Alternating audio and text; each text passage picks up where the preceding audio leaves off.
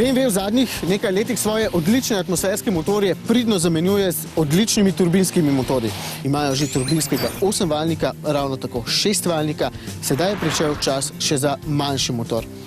Ta je svoje mesto našel najprej v modelu X1, z njim v nosu pa je tale različica trenutno najmočnejša na trgu.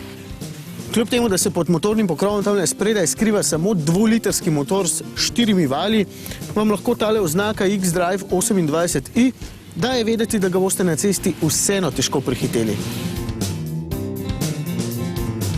Ta motor BMW predstavlja prvič in gre za veliko novost. Posebej lepo pa se mi zdi to, da so za premierno predstavitev izbrali ravno Slovenijo. Motorju pri dihanju pomaga tehnologija Twin Scroll Turbo. To ne pomeni, da sta turbini dve, ampak da izpušni plini do enega samega turbinskega polnilnika prihajajo po dveh ločenih poteh. Vsaka pot vodi iz 2 valjev, v praksi pa dejansko to pomeni, da je moči vedno dovolj in da turboluknje ta motor ne pozna.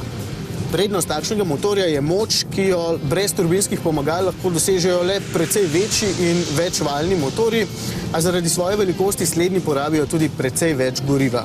Tale motorček zmore 180 kW in v primerjavi z 6-valjnim 3-litrskim atmosferskim motorjem porabi 1,5 litra goriva manj. Njegova prednost je tudi lepa krivulja navora, ki je na voljo že pri najnižjih vrtljajih. Natančneje, vseh 350 Nm navora, ki je na voljo že pri vsega 1250 vrtljajih.